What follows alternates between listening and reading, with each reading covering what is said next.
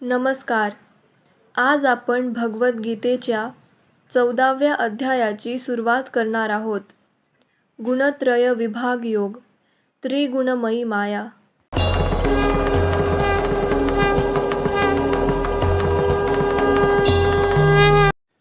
श्री भगवान म्हणाले, आणखी पुन्हा मी तुला सर्व ज्ञानातले परम उत्तम ज्ञान सांगतो, जे जाणल्याने सर्व मुनींना परमसिद्धी प्राप्त झाली आहे. या ज्ञानामध्ये स्थिर होऊन मनुष्य माझ्या स्वतःसारख्या दिव्य स्वभावाची प्राप्ती करू शकतो. याप्रमाणे स्थिर झाल्यावर मनुष्य सृष्टीच्या वेळी जन्म घेत नाही किंवा प्रलयाच्या वेळी व्यथित होत नाही. हे भारता, ब्रह्म नामक संपूर्ण भौतिक तत्व हे जन्माचा स्रोत आहे आणि या ब्रह्मालाच मी गर्भस्थ करतो. यामुळे सर्व जीवांचा जन्म शक्य होतो. हे कौंतेय, भौतिक प्रकृतीमध्ये जन्म घेऊन सर्व योनी प्रकट होत असतात आणि मी बीज प्रदान करणारा पिता आहे. भौतिक प्रकृती सत्व, रज आणि तम या 3 गुणांनी बनलेली आहे. हे महाबाहू अर्जुन, जेव्हा जीव प्रकृतीच्या संपर्कात येतो तेव्हा या त्रिगुणांमुळे तो बद्ध होतो. हे अनघ अर्जुना, सत्वगुण इतरांपेक्षा निर्मळ असल्यामुळे प्रकाशमयी आहे आणि हा मनुष्याला सर्व पापातून मुक्त करतो. जे सत्वगुणामध्ये स्थित आहेत ते सुख आणि ज्ञानाच्या भावनेने बद्ध होतात. हे कौंतेया, असंख्य वासना आणि महत्वाकांक्षामुळे रजोगुण उत्पन्न होतो आणि यामुळे देहधारी जीव सकाम कर्मांशी बांधला जातो.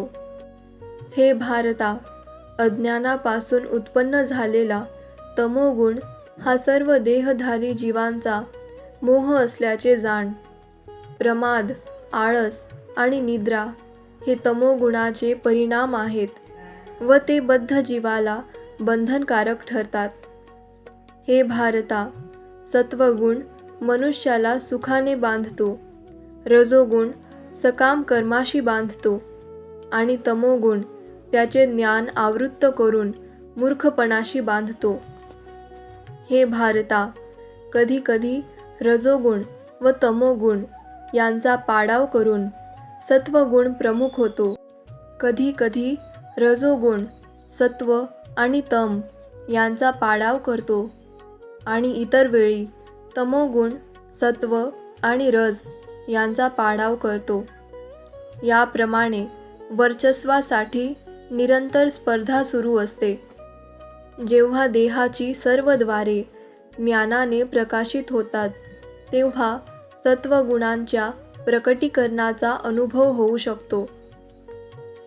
हे भरतर्षभ, जेव्हा रजोगुणामध्ये वृद्धी होते तेव्हा अत्यधिक आसक्ती, सकाम कर्म, महत्प्रयास, अनियंत्रित इच्छा आणि लालसा इत्यादी लक्षणे उत्पन्न होतात. हे कुरुनंदन, जेव्हा तमोगुणामध्ये वृद्धी होते तेव्हा अंधकार, निष्क्रियता, मूर्खपणा आणि मोह हे प्रकट होतात. जेव्हा मनुष्याचा सत्वगुणामध्ये मृत्यू होतो तेव्हा तो महर्षींच्या उच्चतर पवित्र ग्रहलोकांना प्राप्त होतो. जेव्हा मनुष्याचा रजोगुणामध्ये मृत्यू होतो तेव्हा तो सकाम कर्मांमध्ये संलग्न झालेल्या मनुष्यात जन्म घेतो आणि जेव्हा तमोगुणामध्ये मृत्यू होतो तेव्हा तो पशु योनीमध्ये जन्म घेतो.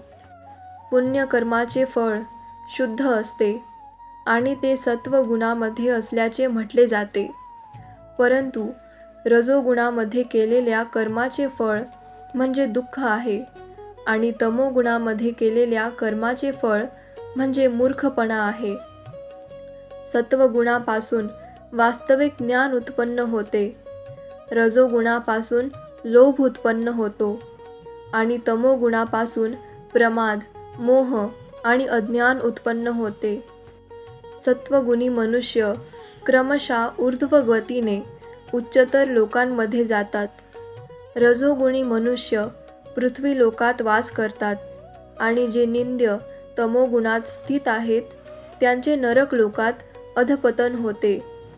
जेव्हा मनुष्य योग्य रीतीने पाहतो की सर्व कर्मांचा प्राकृतिक गुणांखेरीज इतर कोणीही करता नाही आणि जो या सर्व गुणांच्या पलीकडे असणाऱ्या परमपुरुषाला जाणतो, तो माझ्या आध्यात्मिक स्वभावाला प्राप्त होतो.